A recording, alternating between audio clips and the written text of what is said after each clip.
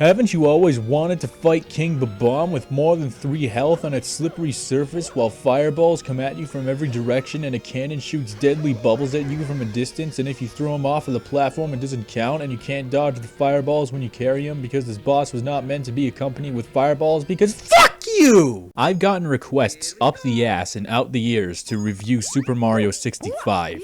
Now the truth is I'm grateful for pretty much every ROM hack because it's basically free DLC for one of the greatest games ever made. But if you think that means I'm not gonna complain, then you don't even fucking know me.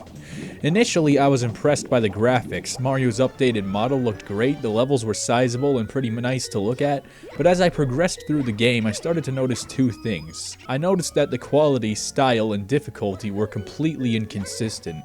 One level would be totally reasonable, only to be followed up with a bullshit level. And 2, I could have sworn that I'd seen this desert level somewhere before. It looked very familiar. Then, it was brought to my attention that the game is supposedly comprised entirely of levels taken from other people's hacks without permission. I personally can't confirm that all the levels are stolen because I don't recognize all of them, but since I know I've seen this desert level before, I'm gonna go with it.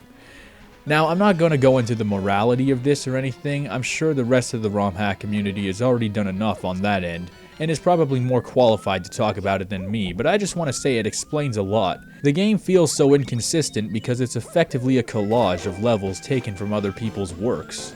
Sometimes you have decent levels like this one, then you have a really boring, uninspired level like this one. It has to be one of the most inconsistent, large-scale ROM hacks I've ever seen. It's very frustrating because some parts of this game are pretty solid, but I don't know who to give credit for that.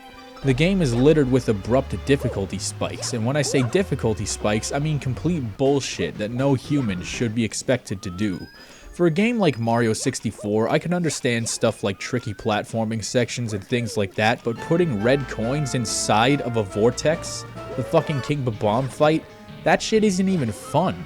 There's challenging, then there's sticking your penis in a bucket of liquid nitrogen, breaking it off like an icicle and stabbing your own eyes out with it.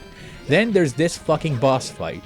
And the worst part is, since this fight is probably taken from another hack, I don't know who to be pissed at, although I have a weird feeling that it might have been Bro Dude. But that means Scalinio has bad taste in boss battles. Super Mario 65 is a very frustrating experience. Objectively, I can't call it a horrible game because the levels are presumably from decent hacks and some of them are actually fun to play, but I can't call it good because there's a lot of crappy parts in between. And since I haven't played all the hacks that this game borrows from, I don't feel I have a proper frame of reference to judge them. There's no standard, and for that reason they feel out of place.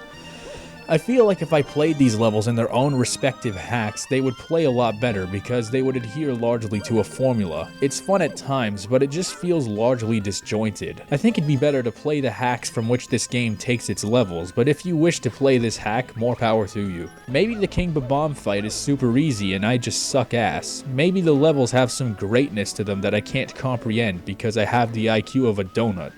Maybe this is a hugely misunderstood masterpiece, but I just don't see it.